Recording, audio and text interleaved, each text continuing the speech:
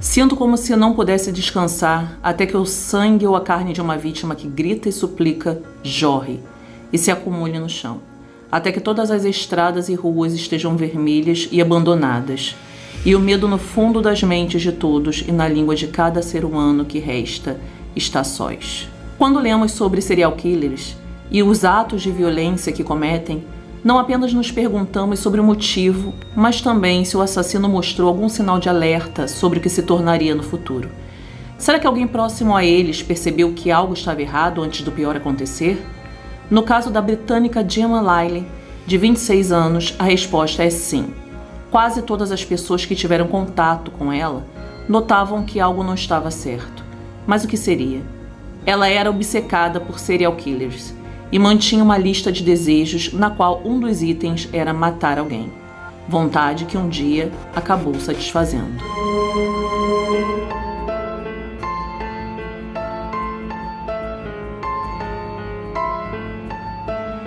Sejam bem-vindos novamente ao nosso canal Serial Crimes. E hoje o nosso canal trouxe mais um caso enigmático para vocês. Diz pra mim, você já teve um super-herói que já te inspirou? Aquele herói ou heroína que te motivou a fazer algo em benefício de alguém? Na verdade, a tendência do ser humano é se inspirar em algo positivo. Bem, geralmente. Ao menos seria o certo. Mas enfim, torcer para o herói vencer a batalha, nos espelharmos nesses grandes guardiões do bem, é o mais lógico de fazermos. Mas Gemma Lyle não se inspirava em padrões positivos. Ela se inspirava simplesmente em serial killers. Na verdade, podemos dizer que nutria uma grande obsessão por eles. Mas será que de alguma forma isso afetou sua vida? É isso que você vai ver hoje aqui. E se você já está achando que esse vídeo vai te impactar, deixa aqui seu like. E se ainda não se inscreveu no canal, se inscreva. Mas não deixe de ativar o sininho para não perder nenhuma das nossas notificações. E vamos ao caso. Gemma Victoria Lyle, uma menina nascida em 1991 em Stamford, Inglaterra, tinha um fascínio diferente das outras pessoas que a cercavam. Lyle desenvolveu um fascínio pela violência e por assassinos em série desde muito cedo. Ela era filha de Richard Lyle e o nome de sua mãe não foi revelado. A princípio, os vizinhos de Lyle a consideravam uma criança aparentemente normal e feliz, que gostava de desenhar e tocar piano. Ninguém podia dizer que essa criança que não aparentava qualquer traço de anormalidade se tornaria mais tarde. Aos 6 anos de idade, ela foi diagnosticada com dislexia, que é um transtorno que afeta a habilidade básica de leitura e de linguagem. Também começou a apresentar problemas de socialização, mas mesmo possuindo esse transtorno e não conseguindo interagir com as pessoas ao seu redor, ela conseguia se sair bem na escola. Seu pai costumava trabalhar muito e não dedicava muito tempo à sua família, o que fazia com que Lyle se sentisse mais solitária, ainda mais pelo fato da sua mãe ter sido diagnosticada com problemas de saúde mental, e esse quadro de instabilidade fazia com que sua mãe abusasse dela e de seus irmãos, tanto fisicamente como psicologicamente. Depois de um tempo, Richard não aguentou a situação e o casal se separou, possuindo a guarda dos filhos, já que a esposa não teria qualquer condição psicológica de cuidar das crianças. Foram muitos abusos que deixaram as crianças, de certa forma, traumatizadas. E Richard tentava a todo custo fazer com que as crianças vivessem uma vida normal. Depois de um tempo, ele se casou novamente com uma mulher chamada Nina, que de alguma forma passou a ser a figura materna das crianças. A madrasta afirmou que Lyle, quando adolescente, começou a apresentar comportamento anormal, onde demonstrava ser obcecada por serial killers e casos de assassinatos. A própria menina dizia ser uma maneira de desabafar a sua frustração com o mundo. As coisas pioraram após a escola pedir para fazer um trabalho onde Lyle deveria escrever um livro, para despertar seu interesse pela matéria, enfim. Foi quando ela escolheu escrever um romance sobre um serial killer que era um homem chamado SOS, ou SOS, que tinha como inspiração o nome Son de Sam, traduzido seria Filho de Sam. Filho de Sam era um apelido de um serial killer, David Berkowitz, que cometeu seus crimes em nome do demônio. No livro chamado Playzone, que ela escrevia, ela contava sobre David e seus seguidores, e como todos eles possuíam desejos de matar por prazer. O livro despertou um outro olhar para Lyle, que apesar de ser uma menina esperta e quieta, nunca se sabia o que passava na mente dela. A madrasta de Lyle dizia que sempre se sentiu no limite com ela. Se sentia incomodada e tensa com a sua presença e até mesmo evitava ficar sozinha com a menina. O livro que ela havia escrito era perturbador, pois falava sobre tortura e era extremamente violento, sem nenhuma empatia pelas vítimas. A menina escreveu 200 páginas que foram consideradas mal escritas, com muitos erros ortográficos e cenas repetitivas de dor e tortura. A própria escola solicitou que Richard e Nina procurassem ajuda psicológica para a menina. Na verdade, Lyle esperava que aquele livro que escrevera sobre o pseudônimo de Damon fizesse com que ela ficasse rica e famosa, pois também era uma ideia que a história do livro se tornasse um jogo de computador. Ela costumava escrever trechos de seu livro em um site que havia. Além de escrever nesse site, também lia trechos do livro em voz alta em casa, usando uma máscara estranha que aparecia na capa do romance. Lyle então teve o interesse em se mudar para a Austrália, onde pretendia ir para a faculdade estudar arte e design de jogos de computador. E em 2010 ela viajou com um visto de visitante de 2 anos. Lá ela se hospedou na casa de um amigo de seu pai, que já conhecia desde criança, que era um homem chamado Roland Hilka. Porém, segundo Roland, quando ela chegou na Austrália, Lyle não parecia a mesma menina brilhante e alegre que ele conheceu. Ela parecia muito diferente, tinha um olhar sombrio e pouco conseguia sorrir. Ele sentia que algo nela o assustava. Lyle se empenhava em sua escrita de livros e, como sempre, manteve o seu talento para desenho.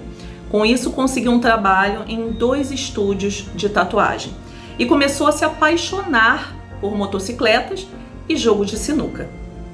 Após 8 meses vivendo com Roland, que já chamava de seu pai australiano, ela foi morar com uma colega de trabalho e seu irmão Gordon.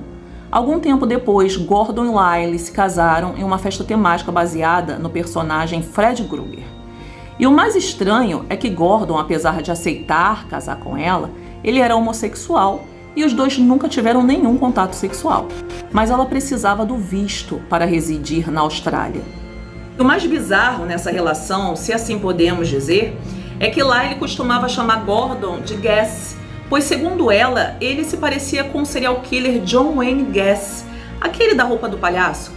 Em 2014, Gordon morreu de causas naturais e Lyle voltou para a Inglaterra e não demonstrava mais interesse em voltar à Austrália, pois apesar de ser um casamento de fachada, os dois eram amigos muito próximos e ela estava muito triste pela perda do seu marido, que também era amigo. Depois de um tempo, seu pai a incentivou a voltar e a terminar os estudos. Roland a ajudou financeiramente e ela pôde então comprar uma casa perto do subúrbio e também recebeu ajuda para reformar a casa. Já na Austrália, Lyle começou a escrever sobre seu tema favorito para uma revista norte-americana chamada Serial Killer Magazine, onde ela escrevia histórias sobre histórico assassino da cidade onde ela morava.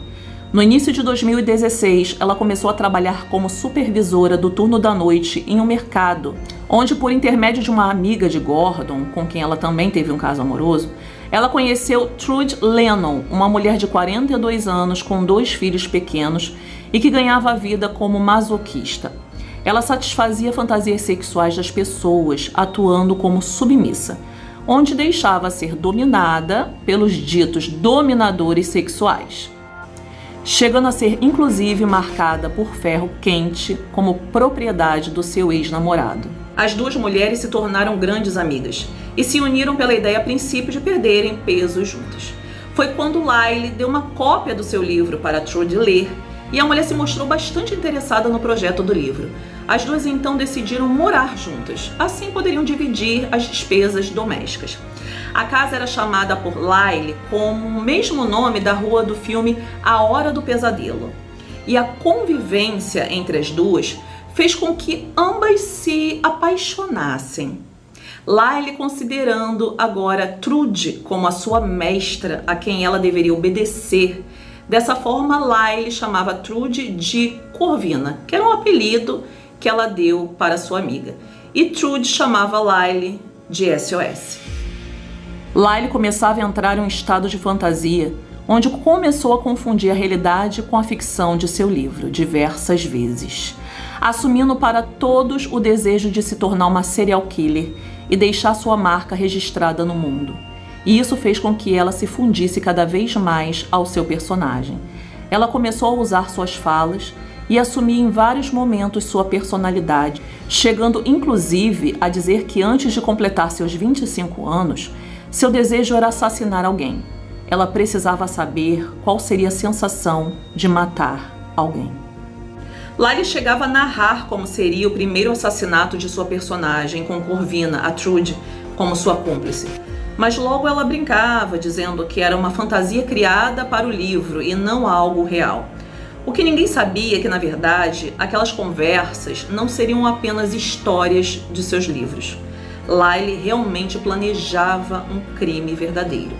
Tanto que na casa onde morava, ela criou uma pequena sala secreta e colocou lonas azuis e plástico preto nas paredes, onde havia também uma maca branca, né? E ela também mantinha na sala um cinto com ferramentas, com facas e bisturis, além de uma serra para cortar ossos. Dias depois, ela foi vista no supermercado comprando 100 litros de ácido clorídrico, uma substância que corrói material orgânico. Aquele momento seria o momento que seu personagem, SOS, ganharia vida, tirando a vida de outra pessoa.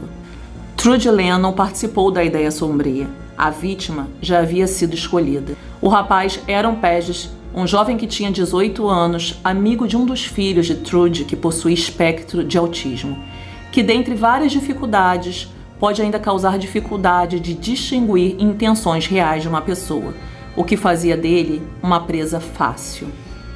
Em 13 de junho de 2016, depois de deixar seus filhos na escola, Trude telefonou para Aaron e marcou o encontro em um shopping, pedindo que ele fosse até sua casa para instalar alguns softwares em seu computador. Eles se encontraram e as duas mulheres levaram o garoto. Toda a movimentação que aconteceu foi gravada pelas câmeras de segurança do shopping. A chegada deles na casa também foi capturada por câmeras que haviam sido instaladas pela própria Lyle. Na filmagem, Aaron segue as duas mulheres para dentro da casa.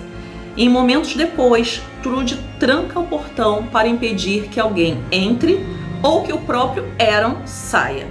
Enquanto o garoto instala os jogos no computador de Trude, Lyle o ataca por trás com um fio elétrico envolvendo seu pescoço e ela puxa com tanta força que o fio arrebenta, fazendo com que Aaron quase desmaie. O garoto então cai no chão e Lyle o esfaqueia 3 vezes, 2 facadas no pescoço e uma no peito, até que diz à sua cúmplice: "Consegui, ele está morto."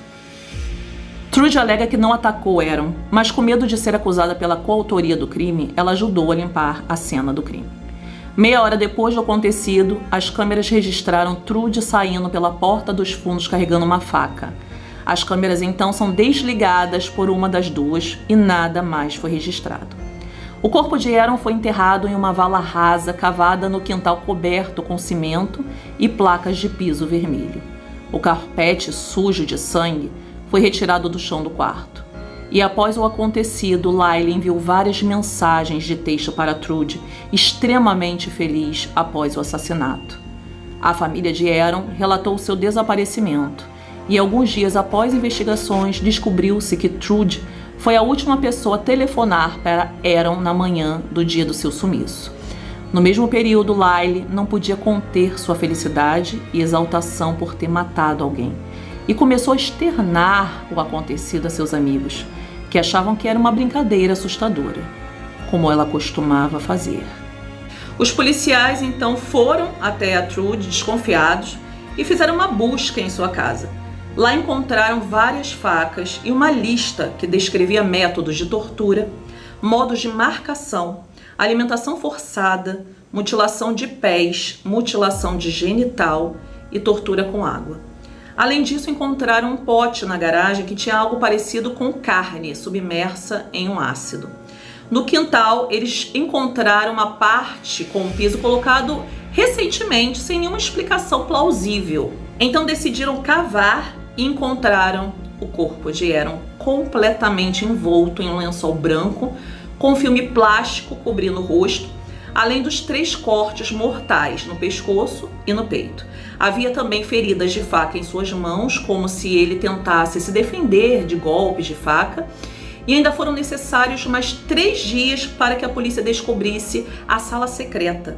E lá dentro havia o carrinho de compras, com o que parecia ser cabelo humano, preso em uma das rodas, e possíveis manchas de sangue. Acredita-se que a sala foi usada para armazenar os restos de Aaron antes dele ser enterrado. As 2 mulheres foram presas e condenadas à prisão perpétua, com possibilidade de liberdade condicional após 28 anos. Trude foi atacada na cadeia por outras detentas com água fervente e o ataque causou queimaduras graves, mas ela continua viva e presa em uma cela de segurança máxima. Um dia após a prisão, um homem que trabalhava com Lyle foi até a polícia com a informação de que ela havia confessado esse assassinato e se vangloriado disso, mostrando até um pôster de desaparecimento com a foto e detalhes da vítima. Ela tinha escoriações no corpo, como arranhões e mordidas, que sugeriam que alguém havia lutado desesperadamente contra ela. Lyle conseguiu cumprir o seu desejo que escrevera em seu livro, que na verdade parecia mais uma profecia, que precisava ser realizada a qualquer custo. E foi realizada. E esse foi o nosso caso de hoje do canal Serial Crimes. Mais um caso doentio de uma mente sádica que sem nenhum motivo sentiu a vontade de saber como seria matar uma pessoa, decidindo assim deixar sua marca na história do mundo da pior forma possível. Coloque aqui nos comentários o que você achou da atitude de Lyle e sobre Trude. Você acha que ela teve o mesmo grau de culpa que a sua cúmplice? Me despeço aqui agradecendo a todos que ficaram conosco até o final do vídeo e já te convido para nos encontrarmos aqui nesse mesmo canal na próxima sexta. Uma ótima semana a todos vocês!